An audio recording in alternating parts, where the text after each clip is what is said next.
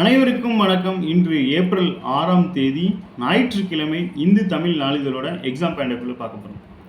தலைப்பு செய்தியாக என்ன கொடுத்துருக்காங்க அப்படின்னா, பிரதமர் மோடிக்கு இலங்கையோட உயரிய விருது கொடுத்துருக்காங்க. இலங்கை பயணத்தை முன்னிட்டு அந்த நாட்டோட உயரிய விருது கொடுத்துருக்காங்க. விருதோட பேர் என்னன்னு பார்த்தீங்கன்னா, இலங்கை மித்ர விபூஷன் அப்படின்னு சொல்லியிருக்காங்க. நம்ம இந்தியாவில் சிவிலியன் அவார்டான இந்த பாரத ரத்னா மாதிரி இலங்கையோட உயரிய விருதான இலங்கை மித்ர விபூஷன் அவார்டுகள்னு பார்க்கும்போது அந்த வரிசையில் உலக நாடுகள் நிறைய பிரதமருக்கு அவார்டு கொடுத்துட்டு வராங்க. இந்த வகையில் இலங்கையும் அவங்க நாட்டோட உயரிய விருதை கொடுத்துருக்காங்க. தாய்லாந்தில் நடந்த பிம்ஸ்டெக் மாநாடு உச்சி மாநாட்டில் பங்கேற்று பிரதமர் மோடி அங்கிருந்து இலங்கைக்கு வந்திருக்காங்க. ஸோ பிம்ஸ்டெக் எங்கே இந்த வருஷம் நடந்திருக்கு அப்படின்னு பார்த்தோன்னா, தாய்லாந்தோட தலைநகரான ஹாங்காங்கில் நடந்திருக்கு. அதை முன்னிட்டு அதை முடிச்சுட்டு அவங்க இலங்கை பயணத்துக்கு வந்திருக்காங்க.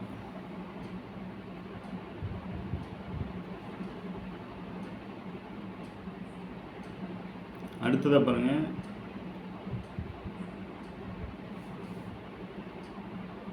திருக்குறளை மேற்கோள் காட்டியிருக்காங்க. திருக்குறளை என்ன சொல்லியிருக்காங்க அப்படின்னா, செய்கற்கரிய யாவுல நட்பின் அதுபோல் வினைக்கரிய யாவுல காப்பு அப்படிங்கிற தகவலை கொடுத்துருக்காங்க. என்ற திருக்குறளை மேற்கோள் காட்டி அதற்கான விளக்கத்தையும் எடுத்துரைத்தார். எதிரிகளை எதிர்கொள்ள நல்ல நண்பன் மற்றும் நல்ல நட்பை தவிர பாதுகாப்பு அரணாக வேறு என்ன இருக்க முடியும் என்று அவர் தெரிவித்தார். தீவிரவாத தாக்குதல், கரோனா தொற்று, பொருளாதார நெருக்கடி காலங்களில் இலங்கைக்கு இந்தியா உதவி செய்தது. இதை நினைவுபடுத்தும் வகையில் திருக்குறளை பிரதமர் மோடி மேற்கோள் காட்டினார். நம்மளுக்கு நட்பு அப்படிங்கிற அதிகாரம் இருக்கு. இதிலிருந்து கேள்விகளும் கேட்கப்பட்டு வருது. இந்த வகையில் சில திருக்குறள்கள் இந்த பார்லிமெண்ட்டில் சட்டசபையிலலாம் கேட்கப்படுற திருக்குறள்லாம் அப்படியே ரிஃப்ளெக்ட் ஆகுது. இந்த வகையில் பிரதமர் நட்பு என்னும் அதிகாரத்தை பற்றி செய்கற்கரிய யாவுல நட்பின் அதுபோல் வினைக்கரிய யாவுல காப்பு அப்படின்னு சொல்லி அடுத்த நாட்டில் பக்கத்து நாட்டிலே போய் திருக்குறளை பற்றி பேசியிருக்காங்க. ஸோ இந்த வகையில் இந்த திருக்குறளை பார்த்து வச்சுக்கிறது ரொம்ப நல்லது. அப்போ அதோட விளக்கம் என்னன்னு பார்த்தீங்கன்னா, எதிரிகளை எதிர்கொள்ள நல்ல நண்பன் மற்றும் நல்ல நட்பை தவிர பாதுகாப்பாளனாக வேறு என்ன இருக்க முடியும். அவர் எதிரிகள்னு சொல்லி தீவிரவாத தாக்குதல், கரோனா தொற்று, பொருளாதார நெருக்கடி இதெல்லாம் மேற்கோள் காட்டியிருக்காரு. அடுத்ததாக பார்த்தோன்னா, இங்கே தமிழ்நாடு கல்வித்துறை சார்ந்த ஒரு செய்தி என்ன சொல்லியிருக்காங்க அப்படின்னா, பள்ளி மாணவர்களுக்கு தமிழ் பாடத்திட்டம் குறைப்பு அப்படின்னு சொல்லியிருக்காங்க. இதுக்கு முன்னாடி 2019 சிலபஸ் சேஞ்ச் ஆச்சு. அதுக்கு முன்னாடி பார்த்தீங்கன்னா 14 ஆண்டுகளுக்கு அப்புறம் அந்த சிலபஸை மாற்றிருக்காங்க. ஸோ அந்த வகையில் இந்த சிலபஸ் படி பார்த்தோம் அப்படின்னா, இதுக்கு முன்னாடி 9 பாடங்களாக இருந்தது எல்லாமே இப்போ 6 பாடங்கள் வரைக்கும் குறைக்க இருக்காங்க அப்படின்னு சொல்லி கொடுத்துருக்காங்க. அதாவது சிபிஎஸ்சியில் பார்த்தோன்னா 9 பாடங்கள் சிபிஎஸ்சி பள்ளிகளில் 6 பாடங்களை தான் குறைத்து படிச்சிருக்காங்க. இதே மாதிரி தமிழில் படிக்கிறவங்களுக்கும் ஸ்டேட் போர்டுக்கும் குறைக்கிறதுக்கு 40% வரை குறைக்கப்பட்டுள்ளதுன்னு கொடுத்துருக்காங்க. என்ன சொல்லியிருக்காங்க அப்படின்னா, 1 முதல் 12 வரை உள்ள தமிழ் பாடத்திட்டம் அதிகபட்சம் 40% வரை குறைக்கப்பட்டுள்ளது.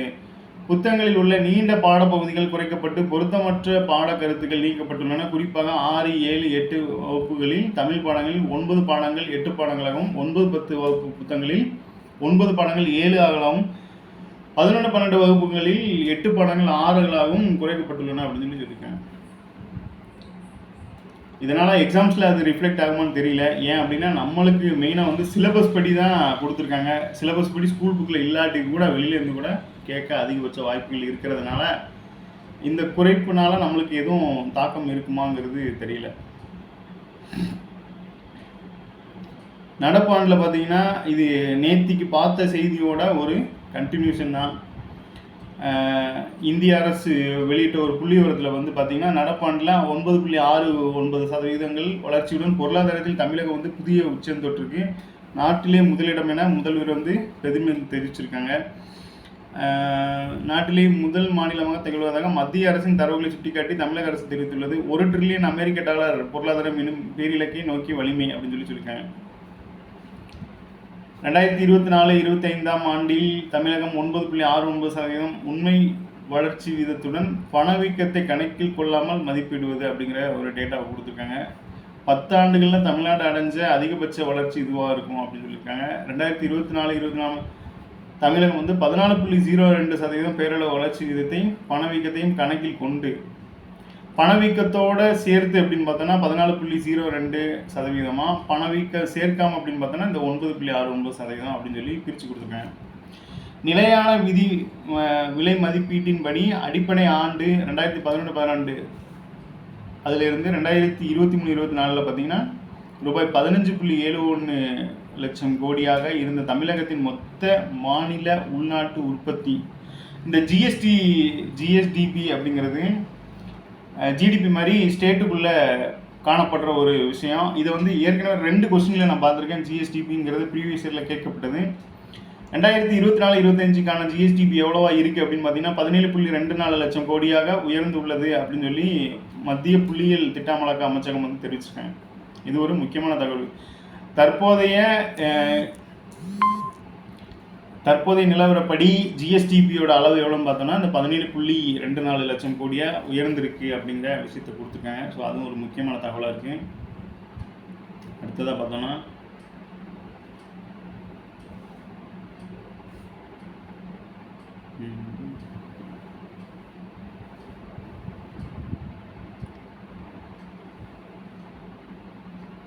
அடுத்ததாக பார்த்தீங்கன்னா இரண்டாம் நிலைத்துறை சேவைத்துறைகள் பார்த்தோன்னா 12.7%. அப்புறம் இரண்டாம் நிலைத்துறை இதற்கு முக்கிய காரணம் சேவைத்துறையும் இரண்டாம் நிலைத்துறையும் அப்படின்னு சொல்லியிருக்காரு. இதற்கு முக்கிய காரணம் முதன்மை துறையின் செயல்படும்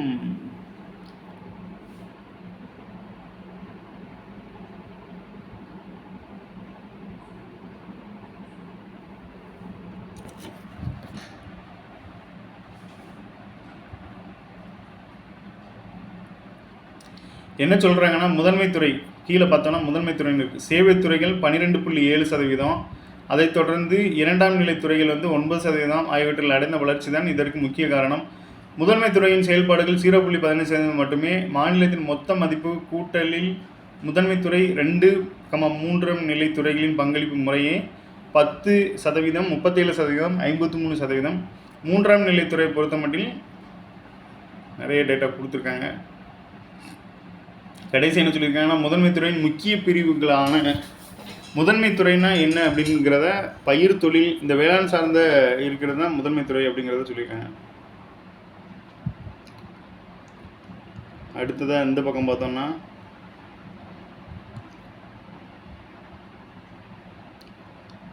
புத்தொழில் திட்டம் தொழில்களம் அப்படின்னு சொல்லியிருக்காங்க. இந்த தகவல்கள்லாம் பார்த்தோம்னா மத்திய புள்ளியியல் மற்றும் திட்ட அமலாக்கத்துறை வெளியிட்ட ஆய்வறிக்கையின்படி இந்த தகவல்கள் வந்திருக்கு.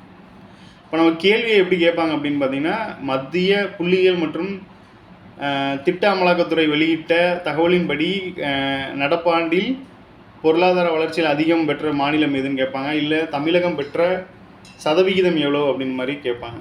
ஸோ அந்த எக்ஸாம் பேட்டர்ல பார்த்துருங்க.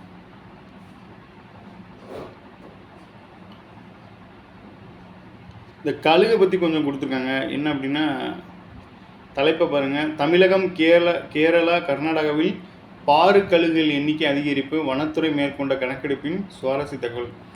சில உயிரினங்கள்லாம் பார்த்தோம்னா அந்த சுற்றுச்சூழலுக்கு ஏற்ற மாதிரி வாழக்கூடியது. அந்த வகையில் பார்க்கும்போது இந்த ஒரு கழுகு பற்றி கொடுத்துருக்காங்க. அதோட பயன்பாடை பாருங்கள். இயற்கை விவசாயம் மற்றும் கிராமப்புற சூழல்களில் பாரு கழுகுகள் முக்கிய பங்கு வகிக்கின்றன. குறிப்பாக கரிம கழிவுகளை மறுசுழற்சி மூலம் அகற்றுவதில் அவை துப்புரவுபாளராக செயல்படுகின்றன. ஸோ இயற்கை விவசாயம் மற்றும் கிராமப்புற சூழல்களில் பாரு கழுகுகள் முக்கிய பங்கு வகிக்கின்றன. இது மாதிரி எப்படி கேட்பாங்க அப்படின்னா, இப்போ போன டைம் வந்து சதுப்புல இன மான்களை பற்றி கேட்டிருந்தாங்க. அது எந்த மாநிலத்தோட மாநில விலங்காக இருக்குது அப்படின்னு சொல்லி கேட்டிருந்தாங்க. ஸோ அந்த வகையில் அது வந்து மகாராஷ்டிராவோட மாநில விலங்காக இருக்குது. அப்புறம் அந்த மாதிரி மாநில விலங்கு, அதுக்கப்புறம் அந்த விலங்குகள் சார்ந்த நடவடிக்கைகள் இதெல்லாம் வந்து கேட்டுட்ருக்காங்க. சுற்றுச்சூழல் சார்ந்த கேள்விகளை கேட்டுட்ருக்காங்க.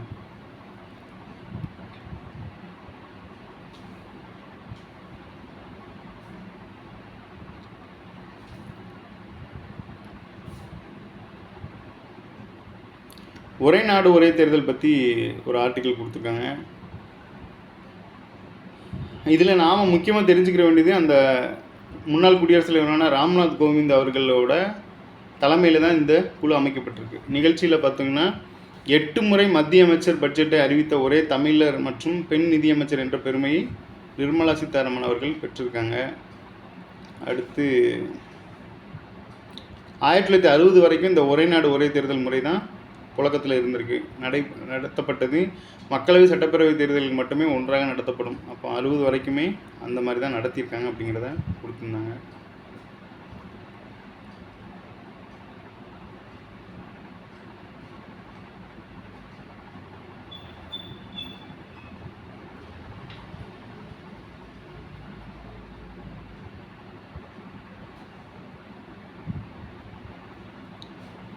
அடுத்ததாக 2029ஆம் ஆண்டு தேர்தலுக்கு பிறகு தான் குடியரசுத் தலைவர் தொடங்கி வைக்க உள்ளார். இது எந்த இதுபடின்னு பார்த்தோன்னா 2029 எலெக்ஷனுக்கு அப்புறம் தான் இந்த முறை நடைமுறைக்கு வரும் அப்படின்னு சொல்லியிருக்காங்க. அடுத்ததை பார்த்தோன்னா 82A மற்றும் 83ல் 7 சட்ட திருத்தங்கள் வர உள்ளன அப்படின்னு சொல்லியிருக்காங்க. அனைத்து மாநில அரசுகளின் ஆட்சி கலையும் ஒருங்கிணைந்து 2034 முன் நடைமுறைக்கு வர சாத்தியம் இல்லை. 1961 முதல் 70 வரை 10 ஆண்டுகளில் 5 மாநிலங்களில் 3 முறை தேர்தல் நடத்தப்பட்டது. அடுத்தது மேலும் 2019 நடைபெற்ற அனைத்து கட்சி கூட்டத்தில் 19 கட்சிகள் 16 கட்சிகள் ஒத்துக்கொண்டன. மார்க்சிஸ்ட் உள்ளிட்ட 3 கட்சிகள் மட்டுமே ஒப்புக்கொள்ளவில்லை. அதனை அடுத்து முன்னாள் குடியரசுத் தலைவர் ராம்நாத் கோவிந்த் அவர்கள் உயர்மட்ட குழு அமைக்கப்பட்டது. இந்த குழு ஏன் அமைச்சிருக்காங்க அப்படின்னா, சில கட்சிகளுக்கு முரண்பாடு இருந்ததுனால இவங்களோட தலைமையில் குழு அமைச்சு அவங்களோட பரிந்துரையும் கேட்டு அதை இது பண்ணியிருக்காங்க. ஸோ இதே தமிழ்நாடு சார்ந்து என்ன சொல்லியிருக்காங்க அப்படின்னா,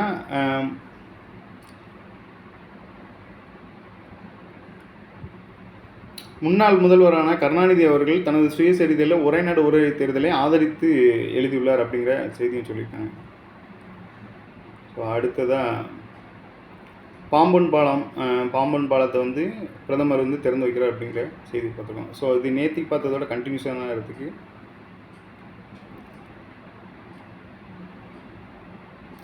அடுத்து இங்கே கப்பல் ஒன்று கொடுத்துருக்காங்க. என்ன அப்படின்னு பார்த்தோன்னா, இந்திய கடற்பகுதியில் கடற்சால் பாதுகாப்பை மேம்படுத்த நட்பு நாடுகளின் கடற்படையுடன் இந்தியா இணைந்து செயல்படுகிறது. இந்த வகையில் இதற்காக INS சுனைனா என்ற போர்க்கப்பல் INS சாகர் என்ற பெயரில் செயல்பட உள்ளது. இந்த கப்பலை கர்நாடகாவின் கர்வார் கடற்படை தளத்தில் பாதுகாப்புத்துறை அமைச்சர் ராஜ்நாத் சிங் தொடங்கி வைத்தார். இதில் பார்த்தீங்கன்னா 9 நாடுகள் கடற்படையை சேர்ந்த 44 பேர் பங்கேற்கின்றனர். பாருங்கள், இது எதற்கானது அப்படின்னு பார்த்தோன்னா, கடற்கொள்ளைகளுக்கு வேட்டையாட 9 நாடுகளோடு சேர்ந்து INS சுனைனா அப்படிங்கிற ரோந்து கப்பல் புறப்பட்டது அப்படின்னு சொல்லியிருக்காங்க. 2013ஆம் ஆண்டில் அக்டோபரில் INS சுனைனா ரோந்து கப்பல் இந்திய கடற்படையில் சேர்க்கப்பட்டது. ஏமனுக்கு தான் ஏடன் கொடுத்துருக்காங்க. ஏமன் வளைகுடா பகுதியில் கடற்கொள்ளையர்கள் வேட்டையாடும் பணியில் ஈடுபட்டு வந்தது. இப்போ பார்த்தீங்கன்னா 9 நாடுகள் இதில் பங்கேற்கிறாங்க. கொமோரஸ், கென்யா, மடகஸ்கார், மாலத்தீவுகள், மொரீசியஸ், மொசாம்பிக், செசல்ஸு, இலங்கை, தான்சானியா ஆகிய 9 நாடுகளைச் சேர்ந்த 44 வீரர்கள் இந்த பயிற்சியில் மேற்கொள்கிறாங்க. கர்நாடகாவின் கார்வாரில் INS சுனைனா பயணத்தை அமைச்சர் தொடங்கி வச்சுருக்காங்க. முப்படை தலைமை தளபதி யாருன்னு பார்த்தீங்கன்னா அனில் சவுகான். கடற்படை தலைமை தளபதி அட்மிரல் தினேஷ் கே திரிபாதி அப்படிங்கிறவங்க. ஸோ இது டிஃபென்ஸ் சம்மந்தமாக இருக்குது, கொஞ்சம் பார்த்துக்கோங்க.